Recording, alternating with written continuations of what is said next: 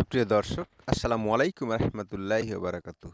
সম্মানিত দর্শক, আপনারা যারা আমাকে দেখছেন এবং আমাকে শুনছেন, সবাইকে শুভেচ্ছা এবং স্বাগতম। আজকে যে বিষয়টি নিয়ে কথা বলবো সে বিষয়টি হচ্ছে যে মবের মুল্লুক নাকি আসলে মগের মুল্লুক। আগে শুনতাম গ্রামে গঞ্জে যেটা কি মগের মুল্লুক পেয়েছো। তো মগের মুল্লুক বলতে আমরা বুঝতাম যে যা ইচ্ছা তা করা যায় আর কি। তো এই আর কি মগের মুল্লুক। গত কয়েকদিন আগে আমরা দেখলাম কি যে একটা কয়েকজন গিয়ে বলল শুধু যে এখানে এইচটি ইমামের ছেলে তানভীর ইমাম থাকেন। তো তানভীর ইমামের বাড়ি এটা। যেই বলা সেই কথা, কয়েকজন বিএনপি নেতা, কয়েকজন ছাত্র নেতা সেখানে গেলেন। সেখানে গিয়ে একদম সব কিছু ভাঙচুর করে, একদম এলোমেলো করে এই বাড়িটাকে লুট করে, বাড়িতে যা কিছু ছিল সব চুরি করে সব চলে আসলো। তো এই যে মবের মুল্লুক, অর্থাৎ মব বা যা ইচ্ছা তা করা যায়, এখন মবের মুল্লুক যা, মগের মুল্লুকও তা। এখন ঘটনা হলো, বাংলাদেশে যে জঙ্গিবাদের উত্থান ঘটেছে, বাংলাদেশে যে একটা সরকার আছে, এই অথর্ব সরকার যে কিছু করতে পারছে না, তার জলজ্যান্ত একটা উদাহরণ হচ্ছে এই মবের মুল্লুক। দেখেন, শুরুটা হয়েছে হচ্ছে ৩২ নাম্বার থেকে শুরু। আপনারা যখন ৩২ নাম্বার ভাঙাকে কেন্দ্র করে আপনারা চেয়ে চেয়ে দেখলেন, সরকার সহ শুরু করে সরকারের ভিতরে যারা আছে তারা স্ট্যাটাস দিলেন, এবং বিশিষ্ট সমন্বয়ক হাসনাত যখন এখানে উস্কানি দিয়ে একটা বললেন যে ৩২ নাম্বার ভাঙার ক্ষেত্রে যে ফ্যাসিস্টের তীর্থভূমি আজকে ভাঙা হবে, তখন কিন্তু প্রশাসন থেকে শুরু করে তখন থেকে এই প্রশাসন, পুলিশ প্রশাসন, সেনাবাহিনী প্রশাসন, যত কিছু যৌথ বাহিনী আছে বাংলাদেশে, এখন কেউ কোনো কথা বলল না। অর্থাৎ তারা চেয়ে চেয়ে দেখলো, বরং সেখান থেকে তারা সরে গেল। অর্থাৎ মনে হলো যে সরকার তাদের নির্দেশ দিয়েছে এটা ভাঙার জন্য। তারা ভাঙলো ৩ দিন ধরে বুলডোজার নিয়ে ভাঙার পরে আমি বলেছিলাম যে এই কালচার থেকে যাবে, এই প্রতিহিংসার রাজনীতি থেকে যাবে। অর্থাৎ তাহলে কি হলো, এই যে আজকে মবের মুল্লুকটা ঘটলো, এই যে মবটা ঘটলো এখানে গুলশানে, তানভীর ইমামের বাড়ি মনে করে যেটা যাওয়া হলো, সেই বাড়িটি তানভীর ইমামের নয়, বরং এই বাড়িটি আজ থেকে ২ দশক প্রায়, অর্থাৎ ২২ বছর আগে তানভীর ইমাম, তার একটা ডিভোর্স হয়েছিল, এই ডিভোর্সি বউ এখানে থাকতো একটা সময়, এখন তাও থাকে না, তাও দেশের বাইরে থাকে। বলা হলো যে এখানে বিপুল অস্ত্র আছে, বিপুল টাকা পয়সা আছে, বিপুল লোকজন এখানে আছে, অনেক আওয়ামী লীগের দোসর এখানে পাওয়া যাবে।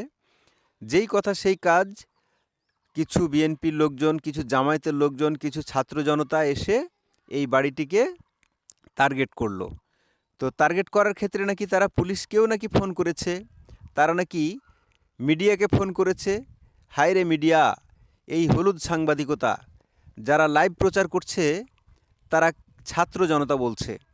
লজ্জা লাগে না? গাদ্দার সব মিডিয়া, এক পোল্ট্রি মেরে সব উল্টে গেছে। এখানে কেউ একটা প্রতিবাদ করার ছিল না যে আপনারা এখানে ভুল করছেন, এই অন্যায়, এটা প্রতিবাদ করতে হবে, এগুলো আপনারা কেউ কিছু বলছেন না। আপনারাও কি মবের মুল্লুকের ভয় পান? হ্যাঁ, দেশে কি সরকার আছে? সরকার তো নেই। কারণ হচ্ছে এই বাড়িতে যখন তারা মিছিল নিয়ে ঢুকলো, তখন পুলিশও সাথে ছিল। পুলিশ সাথে থাকা অবস্থায় এই বাড়িটিকে ভাঙচুর করে সব কিছু তছনছ করে সব কিছু নিয়ে এসে এই ঘটনাটা ঘটলো। এখন আপনাদেরকে প্রশ্ন, যারা এই মবের মুল্লুক করছেন, আপনারা যারা এই উল্লুকা পাঠ্ঠা, যারা এই উল্লুকা পাঠ্ঠাদের কাছে আমার প্রশ্ন হচ্ছে যে তাদের বাড়িতে গিয়ে যদি কেউ এরকম সব ভেঙে চুরে তছনছ করে, সব ডাকাতি করে, দিনে দুপুরে যদি চুরি করে, একেবারে কেউ কিছু না বলে যদি নিয়ে চলে আসে, তাহলে আপনার কি মনে হবে?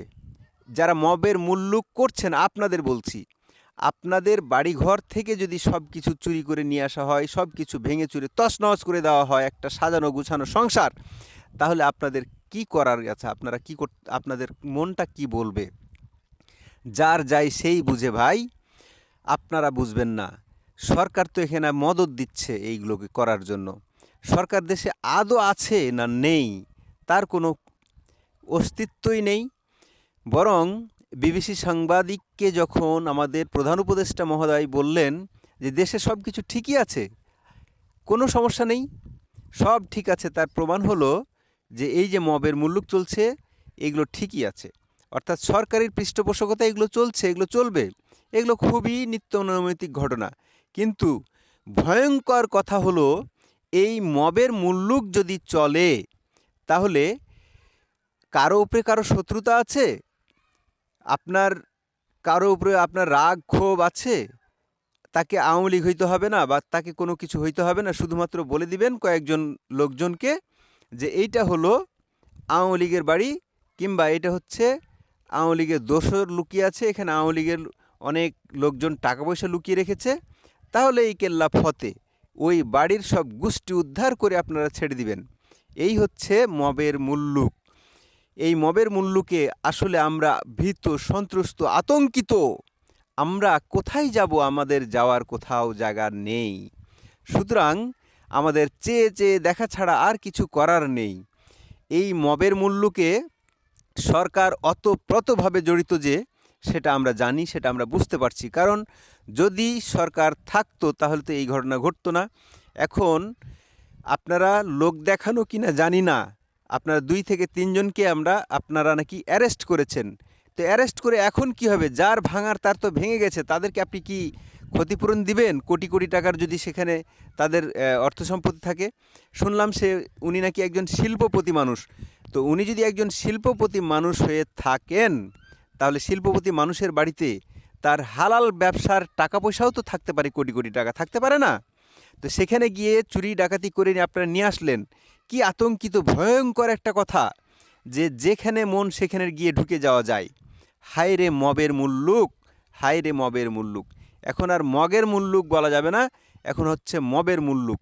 এই দেশটা চলে গেছে জঙ্গিদের হাতে, এই দেশটা চলে গেছে হচ্ছে উগ্রবাদের হাতে, এই দেশটা চলে গেছে মৌলবাদের হাতে, এই দেশটা চলে গেছে জামাতিদের হাতে, এই দেশটা চলে গেছে হচ্ছে যারা উগ্রপন্থা চাষ করবেন আগামীতে তাদের হাতে।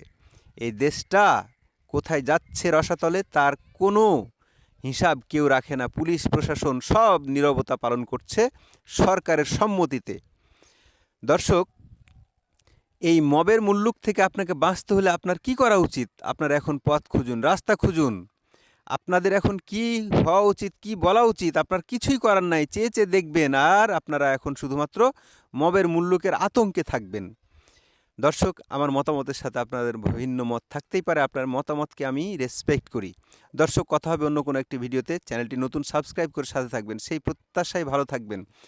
সব চোখ কান নাক খুলে রেখে আপনারা থাকবেন, কখন জানি মবের মুল্লুকে পড়েন, সেই প্রত্যাশায় ভালো থাকবেন, সুস্থ থাকবেন। আসসালামু আলাইকুম রহমতুল্লাহি ওয়া বারাকাতুহু।